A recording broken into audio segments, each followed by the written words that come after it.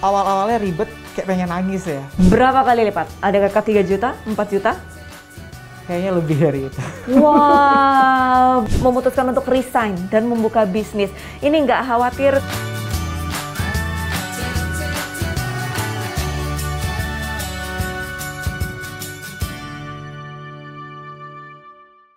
Assalamualaikum warahmatullahi wabarakatuh. Are you ready? Halo pemirsa, jumpa lagi bersama saya Arlista Hadi di RIDI, Room for Incubator over Internet. Nah, pada episode kali ini tidak kalah kece nih narasumbernya daripada episode-episode sebelumnya. Kita sekarang ngebahas tentang bagaimana manajemen keuangan, apalagi di tengah pandemi nih. Nah, sudah ada narasumber kita, yaitu adalah Mas Hari Kusyanto, founder dari Pawon Legend. Bener ya, Pawon Legend ya? Pawon Legend. Apa kabar Mas Hari? Alhamdulillah baik. Alhamdulillah. Mas Hari bisa diceritakan nggak sih sebenarnya Pawon Legend ini nih apa? Ya, oke. Jadi Pawon Legend itu tuh berdiri atas ketidaksengajaan awalnya. Jadi memang awalnya tuh saya tuh yang dari dulu tuh emang hobi baking kan. Hobi baking, bikin kue, memang dasarnya suka dari dulu. Dan atas dasar saya asal beli cake di mana gitu, jadi kurang puas tesnya di saya gitu. Jadi seperti kayak harganya segini kok agak lebih mahal ya. Dulu tuh lebih ke sayang uangnya gitu kan. Terus saya recreate lah si kue-kue ini. Terus pada akhirnya saya coba kasih ke teman. Dan respon teman-teman pada oke, alhamdulillah suka gitu kan. Dulu itu awalnya nggak kepikiran untuk dicuankan gitu. Terus pada akhirnya dulu tuh kayak ada temen nih, gua kasih aja gitu. Dibayar pakai dia bilang enak aja itu kita udah alhamdulillah awalnya gitu kan. Dibayar oh enak gitu kan, enak. Terus pada awalnya mulai dicuankan tuh kayak akhirnya kita bingung kan, Har kue lu berapa kalau gue bikinin kue ini. Awal kita bingung kan, aduh gue ngasih harga ini kue berapa gitu kan, sementara belum pernah nih sebelumnya. Terus akhirnya gini, ya udah deh lu hargain ini berapa gitu. Ternyata lumayan dia bilang harganya, dan selama ini saya juga nggak sadar gitu, ternyata hasilnya juga lumayan gitu. Pada akhirnya saya coba Pawon Legend itu tuh tadinya tuh kumpulan koleksi beberapa kue yang saya buat gitu. Jadi saya buat postingan khusus di situ.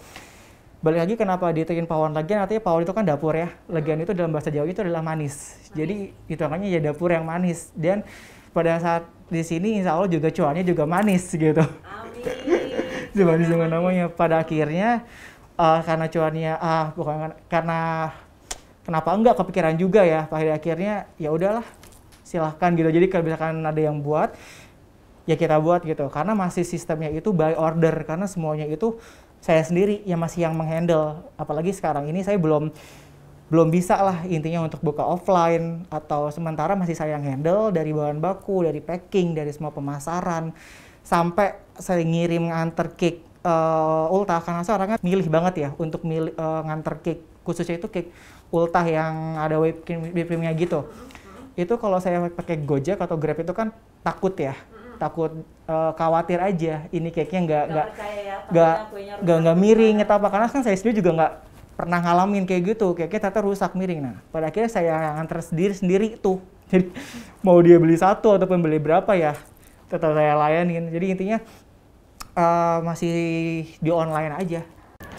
Oke, ini menarik. Ini Pawon Legend udah berdiri berapa lama berarti? Kurang lebih? Berdiri di serius ini maksudnya? Iya. Kurang lebih ya setahun 2 tahun inilah. Kurang lebih setahun 2 tahun, tapi Mas Hari ini masih memegangnya ini sendiri. Dari produksinya, marketingnya, sampai pengantarannya. Nggak ribet? Awal-awalnya ribet, kayak pengen nangis ya. Itu lebih pengen nangis itu lebih ke pada gini. Dari kalau misalkan kita pilih bawa barang-barang kan, bahan-bahan itu udah ada sendiri ya yang masuk, yang kita percaya gitu. Jadi kita pastinya by online semuanya, dan saya pun juga dijaga nih jangan sampai naujum-jalik sakit atau gimana gitu kan, tetap di rumah. Keteterannya tuh pada saat kita ngebuat, kita ngemas, sama terutama pada saat nyuci. Jadi nyuci si loyang-loyangnya itu pas awal-awal pas kita asik diri kan di dapur bikin blablabla. Pas sudah ngelihat kondisi dapur, itu kayak yang pengen nangis sendiri, sampai Kayak kapal pecah ya? betul, sampai keasikan bikin kue gitu tuh kadang kalau lagi asik ya, itu kita nggak sadar, tahu-tahu udah jam 12 malam aja. Oh ya? Iya, saya tuh kayak ngepikir kok rumah sepi ya gitu. Kok rumah sepi, ada apaan sih itu pas ngeliat jam. Oh, astagfirullahaladzim, kan udah jam 12, udah tengah malam gitu kan. Ini masih aja buat, terus pas ngeliat ini, aduh cucian masih ini gitu. Tapi alhamdulillah dibantu sih sama orang rumah seperti adik, ibu juga nggak bantu karena gimana mau minta ngebantu ngebuat kue atau gimana, mereka juga nggak bisa karena semuanya juga masih di-handle saya sendiri ya. yang handle gitu, semuanya masih saya. Ini saya belum berani untuk membuka offline store atau apa, ya lebih ini aja sih, masih ke by request, mintanya apa itu kita buatin. Belum bisa, masih di-handle sendiri semuanya.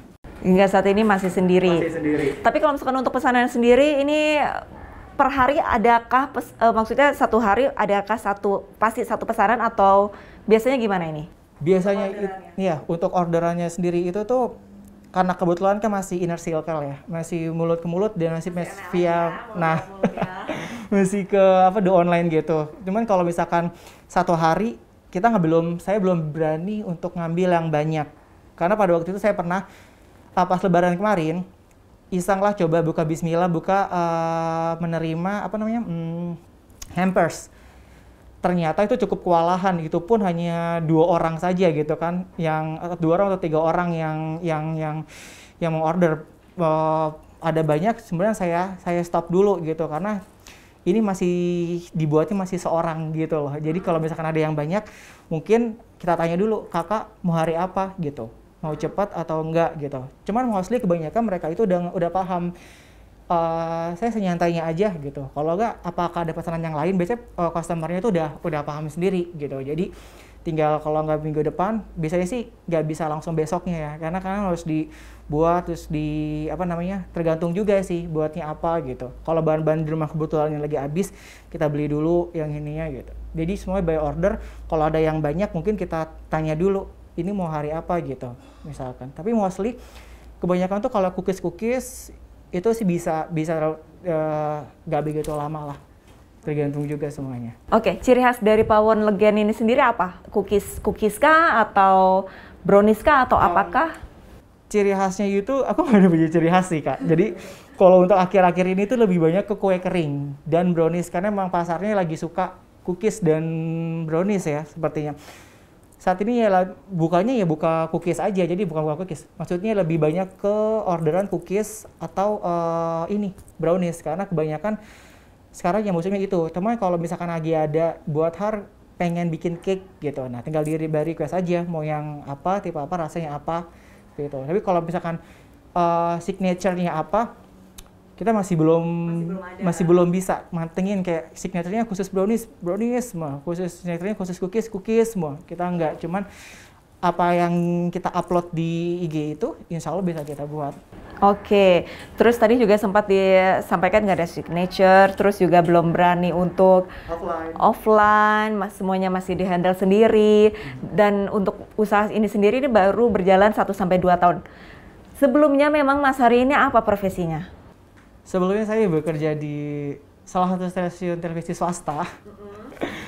Kebetulan juga karena keadaan ya, jadi harus resign gitu dari itu. Boleh dibilang terdampak pandemi ya.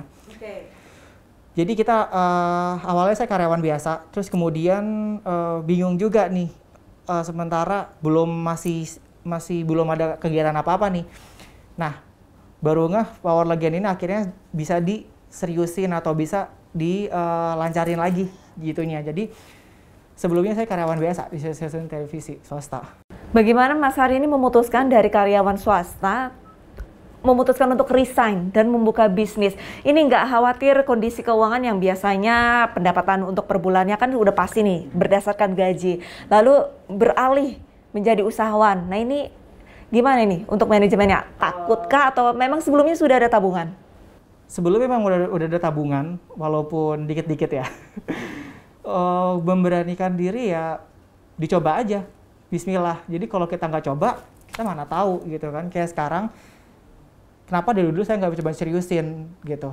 Ternyata setelah baru begini aja gitu, itu udah cukup. Alhamdulillah, dia memanage-nya pun juga walaupun ada tipis pasang surut ya. Maksudnya saya nggak begitu apa namanya mengejar hasil yang lebih, pokoknya tapi ada di tabungan antara. Jadi yang pertama kali itu keuntungannya itu yang pertama kita sedekahkan. Oh, jadi mulia sekali. Untuk pendapatan pertama itu disedekahkan. Jadi untuk saya ngitungannya itu per bulan. Jadi per bulan itu saya mengelolanya itu nggak ada di satu akun bank. Jadi ada di ada akun bank online khusus dan satu bank lagi gitu untuk memanage. Jadi ini pembelian yang ini ditransferkan biasanya customer itu langsung kita transfer ke rekening online tersebut. Jadi kita tahu tuh pemasukan per bulannya berapa. Dan setelah mau kita masukin lagi ke tabungan yang lain, itu yang pertama itu kita sisihkan dulu untuk sedekah. Jadi yang pertama dulu sedekah, setelah sedekah selesai, baru kita pilih untuk beli bahan-bahan nih, di bahan baku yang ini. Baru setelah itu sisanya, baru itu yang kita tabung. Prosentasenya berapa Mas Hari? Maksudnya persentase? Untuk pilah-pilah dananya, yang untuk sedekahnya berapa persentase, untuk biaya produksi kue lanjutan ini berapa persentase, sama untuk tabungannya berapa? Biaya aku sih nggak ada ngitung persentasenya ya Kak. Jadi intinya sedekah itu hampir 50% ya. Jadi kayak mungkin seperempatnya ya disedekahkan dulu. Setelahnya itu kita butuh beberapa persennya biaya produksinya sama semua packaging itu biaya produksi semuanya. Baru kalaupun ada sisa, pasti mungkin ada sisa kan banyak, barulah itu kita bilang keuntungan kita gitu. Karena kan juga masih saya handle sendiri kan. Jadi ya semuanya ya itu tadi. Jadi tetap utamain tuh sedekah dulu, baru setelah ini udah nggak ada ini masih sisa, nah itulah baru. Nah untuk biaya produksinya sendiri berarti tetap tiap bulan ya atau tiap minggu? Kalau misalkan untuk diolah lagi kan, untuk pendapatannya untuk diolah lagi untuk membuat kue berikutnya, ini ada nominal tertentu kah? Untuk produksinya sendiri itu belinya itu nggak tentu sih Kak, tapi mostly itu lebih ke bulan, setiap sebulan ataupun 2 bulan sekali itu kita langsung beli. Lagi juga misalkan gini, salah satu misalkan ada sprinkle nih, misalkan habis, nah itu juga kita langsung bisa beli gitu.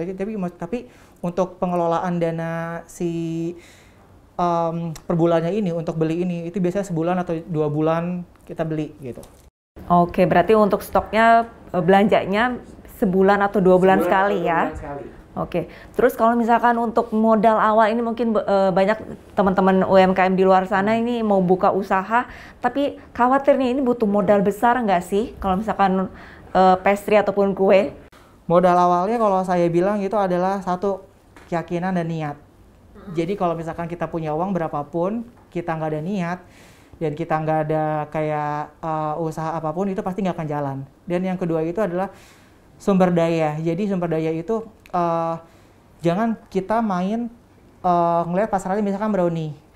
Kita buat aja brownie sesuai yang ini, tapi kita main asal buat aja. Itu juga menurut saya kurang ya. Jadi sebelum itu pastiin dulu, matengin dulu gitu produk kita, apa yang mau kita jual, terus tesnya gimana, terus tesnya dengan yang lain gimana ya, agar walaupun antara toko kue yang lainnya satu dengan yang lain itu pasti berbeda-beda kan Kak. Satu rasanya beda walaupun sama-sama brownie. Nah, bagaimana biar si konsumennya itu walaupun banyak saingan tetap gue mau yang di situ aja gitu. Masalahnya di situ ada taste-nya yang rasanya itu yang ini gitu. Jadi yang pertama itu lebih ke quality-nya. Terus yang ketiga baru jalanin aja dulu gitu. Seberapapun modalnya. Saya juga pertama-tama itu cuma boleh disebutin nominal nggak sih Kak? Saya pertama-tama itu butuh modalnya itu di under 1 juta. Hanya butuh modal di bawah 1 juta? Ya, under 1 juta. Dan yang pertama tuh niat sama udah, karena saya ada basicnya baking ya, walaupun otodidak tapi memang punya basic, yang punya bakat gitu kan, dan enak. Dan itu hanya di modal under 1 juta. Pada waktu itu aku jualnya cookies, terus brownies, terus pada akhirnya cake ulang tahun gitu. Kalau si SDM-nya ini bisa mengolah bahannya yang rasanya enak, seenak yang kue-kue yang di sana, itu harganya itu under tapi harga jualnya itu tinggi. gitu kalau kita bisa. Nah pada situ kebetulan saya juga punya bakat yang kayak gitu ya. Jadi harga yang ini bagaimana caranya biar bahan-bahannya tetap premium, tetap enak, tapi harganya itu nggak sampai nyekat konsumen. Maksudnya nyekat konsumen itu tidak sampai memberatkan. Jadi itu tadi saingan kalau harga jual di Pawan Legian itu jujur itu masih di under harga jual di toko-toko lain. Karena saya sendiri pun juga saya belajar dari pengalaman ya Kak. Karena saya nggak mau kue itu mahal tapi itunya nggak enak atau kurang gitu tesnya. Tapi kalau di Pawan Legian itu under dan juga kita ini premium. Jadi premium dan enak. Jadi ya kita nggak ada embel-embel paksaan kayak membayar ini. Jadi beneran teman-teman kita aja, teman-teman saya aja yang pure story ataupun ngomong apa. Nah itu dia tadi. Jadi dari teman dia ngasih sini itu saya juga kaget pas awal-awalnya dapat dari DM ya orang, Kak saya mau ini dapat dari ini katanya kue kakak enak gitu. Wah itu udah alhamdulillah masya Allah gitu kan. Itu tadi keyakinan dulu modalnya berapa, kita punya yakin kita bisa. Kita jual tesnya ini sama kita pinter-pinter mengolahnya si bahan bakunya jadi bahan yang enak. Itu pasti bisa kok. Saya di under 1 juta dan sebulan kemudian itu ternyata udah sangat lumayan. Berapa kali lipat? Ada kakak 3 juta, 4 juta? Kayaknya lebih dari itu. Wow, berarti buat teman-teman UMKM yang di luar sana ini jangan khawatir ya dengan modal di bawah 1 juta. Ini yang penting, pendapatannya bisa berkali lipat. Betul, yang penting yakin aja dulu. Kalau yakin dulu kalau saya tuh gini sistemnya. Har gue bayarnya besok ya, aduh lu nggak bisa bikin bayar karena aku tadi kue-kue itu tuh kalau seandainya dia kadang tuh saya juga berbaginya begini, saya kirim tapi pas mau bikin udah gak usah bayar doa aja gitu. Kalaupun seandainya dia yang tetap kita transfer balik. Jadi masa? Iya, jadi kayak saya kalau bilang bayar doa aja deh gitu kan, jangan usah bayar benar. Transfer doa apa namanya? Kalau tadi tetap ngehel di transfer, kita transfer balik. Jadi kayak lebih boleh dong kita minta testernya saya kasih seutuh-utuhnya gitu. Jadi biarin. Jadi kita kan kalau mereka senang dengan itu hasilnya kan jujur kan Kak jadinya. Tanpa harus kita kasih tester atau bayaran atau gimana, yang penting kita kasih aja. Kan kalau itu kan jujur kan, kalau misalkan dia bilang enak ya udah, jadi kan dia bisa menyampaikan ke temannya gitu, seperti itu. Jadi saya tidak ada apa ya namanya kompetisi harus ini ya, tetap ada kompetisi sih, tapi tidak memaksakan. Jadi kayak misalkan ya udah boleh, kalaupun misalkan ada mahal-mahal sedikit aja, gitu kita wajar gitu, karena kita bahannya itu kita nggak mau ngecewain gitu, karena saya sendiri pun juga sukanya ya yang tes saya gitu. Jadi apa yang saya suka ya udah saya kasih gitu. Berbicara tester, nih Mas Hari kayaknya bawa tester nih, bisa dicobakan. Ini bawa apa nih kalau bisa diceritain? Saya bawa tester, ini ada brownies ya. Ini coklat brownies pakai ada cokocangnya juga di sini. Jadi kayak, dan ini yang bikin beda itu ada nanti setelah kakak gigit atau kakak makan ini, pelan-pelan kakak rasain apa rasanya yang beda dari si brownies coklat ini. Yang kelihatannya biasa ya, basic seorang biasa. Ini sejenis fudgy brownie gitu. Tapi ntar pas kakak cobain ini, tesnya itu pasti ada sesuatu yang beda deh. Ada sesuatu yang beda. Sebelumnya ya, kita terapkan protokol kesehatan. Kita semprotkan dulu hand sanitizer. Coba. Saya coba ya. Wah, ini choco chipsnya banyak banget. Banyak, emang banyak. Coba.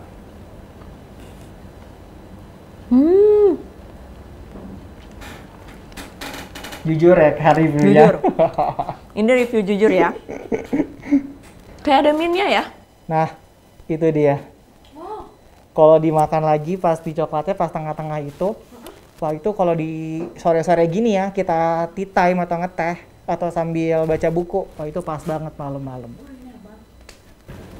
Saya pakai lagi maskernya. Itu jadi ada aftertaste peppermint di situnya. Jadi gimana caranya tuh biar tetap brownies, tetap coklat, but ada aftertaste yang bikin kita kayak seger. Bener. Ini review pribadi ya. Jujur emang suka makanan suka cookies juga, tapi lebih suka cookies yang nggak terlalu kalau bahasa Sundanya giung, yang terlalu manis banget. Betul. Nah ini manisnya pas banget. Choco chipsnya juga nggak pelit. Tadi setelah udah makan, udah gigit, aftertaste-nya ada mintnya, dan itu bikin seger. Betul. Dan itu pun coklatnya itu kita dari dark coklat. Jadi bukan dari dark Bukan coklat biasa tapi itu dari dark coklat yang khusus. Jadi memang dark coklat kan juga ada untuk kesehatan ya. Jadi biar dia nggak nggak bikin fat gitu loh. Terus mint juga untuk sehat dan segar kan badan. Jadi biar browniesnya ini kebetulan brownies yang seriesnya ada mintnya. Kita juga bisa kok yang biasa yang tanpa mint gitu. Tapi mostly banyak banget yang minta ini ada mintnya gitu. Jadi buat ini berawal dari saya waktu pas itu keluar negeri ya, di Aussie gitu tuh ada tehnya itu kebetulan ada mintnya. Terus saya itu makan kue coklat, dan itu bukan seperti brownies, kue coklat. Terus saya coba makan sambil minum teh mint tersebut. Kok ada rasa taste-nya yang beda gitu. Terus saya coba bukan recreate ya, saya coba brownie ini ada mintnya, tapi pas dimakan tuh tetap ada brownie-nya gitu, tetap brownie-nya nggak hilang gitu loh. Dan saya coba akhirnya, waktu itu cuma butuh 2 percobaan, dan akhirnya alhamdulillahnya berhasil dan banyak yang suka.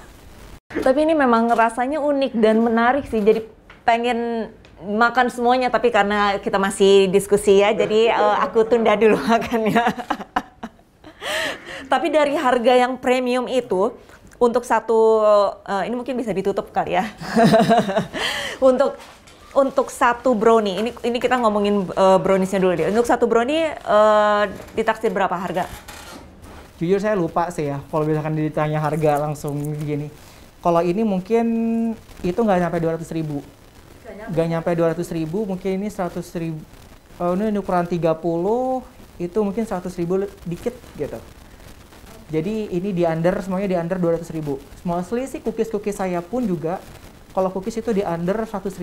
Dari yang paling mahal itu yang nastar, itu nggak ada di yang sampai di atas 100 gitu. Kemungkinan nanti mungkin ke arah sana, tapi ya kalaupun kita masih bisa terjangkau dengan harga itu, saya buat customer saya senang dengan harga yang murah, tapi rasanya juga bukan yang murahan gitu. Mohon maaf, bukan yang seperti yang biasa. Kayak kita sudah beli. Kalau di luar sana kan kalau untuk misalkan yang mahal, tapi harganya juga lebih tinggi lagi gitu. Kalau saya buatnya itu gimana ceritanya ini biar supaya tetap enak, premium, tapi harganya itu affordable. Rasa premium tapi harga ini masih bersahabat. Harga mahasiswa.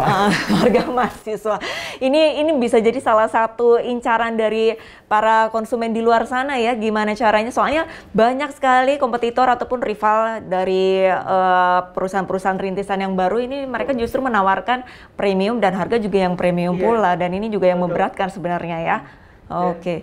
Saya sih juga nggak maksudnya tidak untuk memaksakan untuk woyo untuk ayo gitu. Jadi easy going aja. Jadi kayak misalkan dia enak, terus yang tadi kata teman, ini enak loh. Nah, itu tadi bilang ada beberapa brownies A, B, C, masing-masing itu pasti punya rasa yang beda-beda gitu di itunya. Kayaknya itu nggak bisa sama, dia yang beda-beda. Dan yang bikin beda ini apa nih? Walaupun si browniesnya ini gitu kan, walaupun sama-sama brownies, coklat-coklat juga toh intinya. Cuman apa gitu kan? Apa yang membedakan gitu kan? Kalau saya itu memang tidak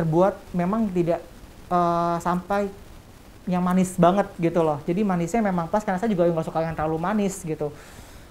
Manis banget, terus apa ya yang bikin enak, bikin kayak nagih, di sini aja deh gitu. Selain harganya murah, tapi rasanya nggak murah-murahan. Dan ini review pribadi sendiri lagi nih. Kalau misalkan makan yang manis-manis atau brownies itu kan biasanya setelah makan ataupun satu gigitan pertama ini kan pasti bawaannya haus ya. Karena kita makan makanan yang terlalu manis. Tapi kalau ini saya nggak merasa haus. Alhamdulillah. Jadi ini benar-benar enak. Itu tadi siapa lagi kalau sore-sore gitu kan, seperti ini. Ditemenin ngeteh ya. Nah, bener, baca bener, buku. Nah, itu perpaduan yang pas. Udah ngebayangin sih sebenarnya ya. Tapi butuh adaptasi yang lama nggak sih?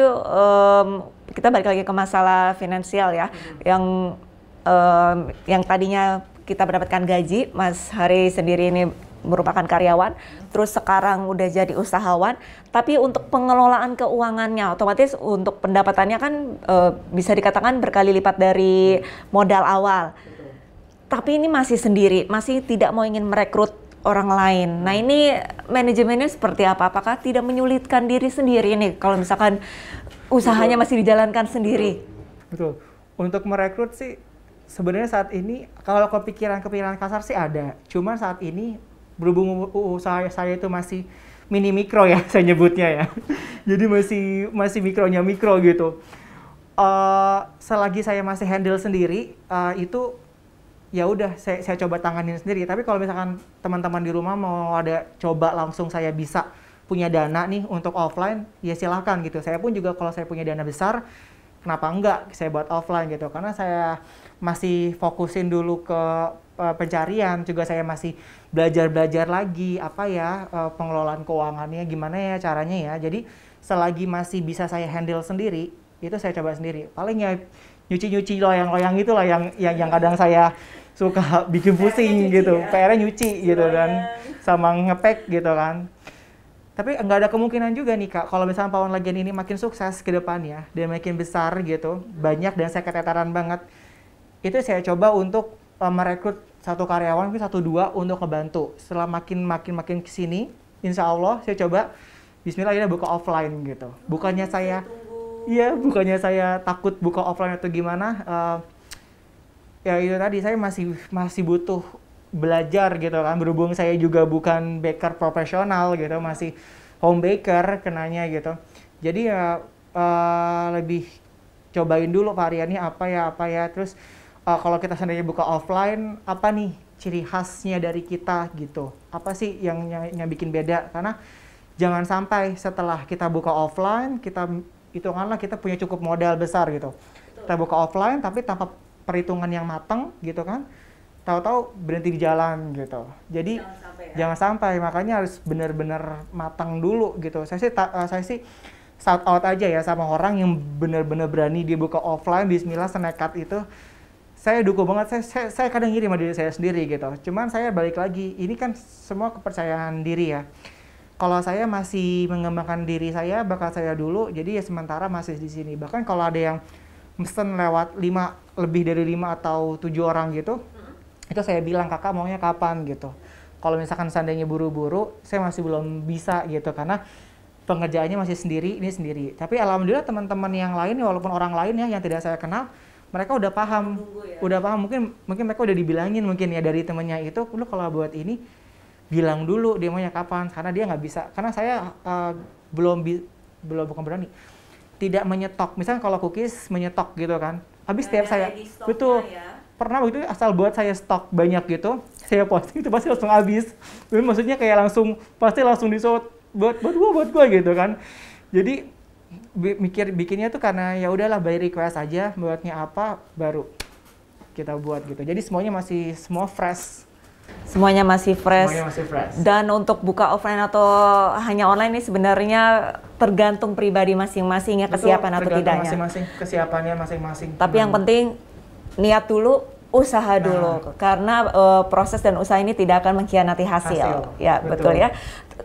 Lalu untuk tadi sempat dikatakan masih belajar. Mas Ari ada ketertarikan kah untuk sekolah lagi nih, sekolah pastry? Betul. Pada awalnya sih juga awal masuk kuliah itu tuh ya, pengennya tuh ke pastry gitu loh. Cuma pada waktu itu terhalang sama restu orang tua gitu. Pada waktu itu mikir orang tua itu kayak, aduh ntar kerjanya apa gitu. Pada waktu itu ya, pada saat itu ya, dan saya pun juga nggak berani ngelawan pada waktu itu, belum berani bilang, pokoknya aku harus ini dan gua harus ini gitu. Karena orang tua tuh pikirannya masih mau jadi apa, kada itu kan. Udah sempat mau sekolah pastry ke Bali, cuman pada waktu itu lagi-lagi orang tua nggak ngizinin nih kalau nyampe anaknya. Pada akhirnya tuh udah mau nyaris ke pastry bisa ke Bali gitu kan. Ini orang tua nggak ngizinin nih. Ini kalau ke sini, tapi jadi apa di Bali soalnya gitu kan. Terus mau sekolah pastry di di Sydney pada waktu itu juga nggak apalagi Sydney gitu kan, ya udahlah sekolah yang biasa aja gitu, yang penting yang jauh dari matematika gitu ya. Udah gini ya udah sekolah biasa. Nah, kalau bilang saya belajarnya itu dari online, jadi dari masterclass TV, Netflix. Terus dulu itu kalau kecil yang paling diminati selain kartun ya. Kartun itu kayak nyaris nomor 2. Yang pertama itu Ibu Siska Suitomo. Jadi kalau ada acara Bu Siska, itu saya excited banget. Jadi kayak anak-anak nonton yang kartun, saya nonton Bu Siska dulu deh, gitu loh. Baru yang lainnya gitu. Ibu Siska masak-masak apa, dia memang paling seneng tuh. Ternyata passion saya tuh ke pastry. Karena kalau bisa bikin pastry yang tadi saya bilang, tahu-tahu saya dari jam bikin dari siang, tahu-tahu udah jam 12 malam aja. Kita have fun aja gitu. Ternyata ke pastry. Sama dulu itu tuh di dapur lebih bantu-bantu ibu kan ya. Emang dasarnya passionnya suka masak ya. Jadi kesininya bisa. Dan belajarnya itu tuh ya saya masih ngembangin diri nih, karena saya belajarnya bukan baker yang pada umumnya ya Kak. Jadi masih home baker gitu. Jadi resepnya ini apa? Jadi kalau misalkan ini supaya nggak rasanya salty atau terlalu ini rasanya apa? Jadi belajarnya masih via online gitu. Jadi tapi kalau untuk kursus-kursus sendiri, saya balik lagi, saya lebih ke sayang uangnya gitu. Jadi untuk kursus pastry kemana, kan kursus pastry itu lumayan ya Kak harganya gitu. Tapi kalau untuk tapi kalau untuk teman-teman investnya di sekolah pastry silahkan gitu. Saya dukung banget karena saya masih belum mampu untuk membayar sekolah pastry gitu. Jadi saya memanfaatkan aja apa yang gratis gitu. Kita bisa jadi Netflix, dari masterclass, terus juga dari buku-buku. Lebih mostly sih kebanyakan sih di acara-acara Netflix yang food itu. Jadi cari aja gratisan kalau misalkan. Tapi kalau misalkan ada yang mau bayarin saya sekolah itu ya saya terima kasih banget. Terus kalau saya sendiri membiayai diri sendiri gitu kayak aduh, enggak deh beli di bahan-bahannya aja gitu. Saya cukup belajar di online aja, atau saya biasanya tuh paling senang kalau sama teman-teman itu tuh kita touring cafe by cafe. Jadi cafe di yang ada misalnya toko cake gitu, teman bilang, "Set, bisa lu create." Wah, bisa nih, gampang. Nah, jadi daripada kita ngebayar mahal di situ, hanya kadang nongkrong-nongkrong atau apa, kita buat aja sendiri. Makanya teman-teman tuh kadang kayak kirim ke rumah dalam keadaan toplesnya kosong. Wah, ini udah ngerti nih gitu kan. Kita kirim aja, dia minta diisiin apa gitu sesuatu. Jadi kita buat saja sendiri, di-create.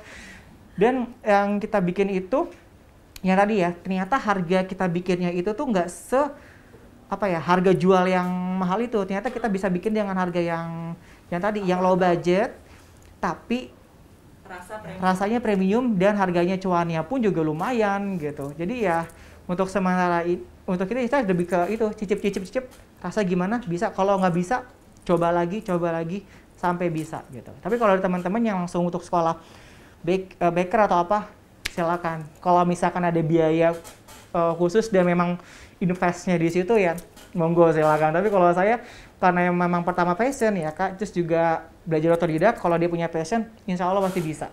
Amin. Terima kasih banyak nih Mas Harini atas sharing-sharingnya.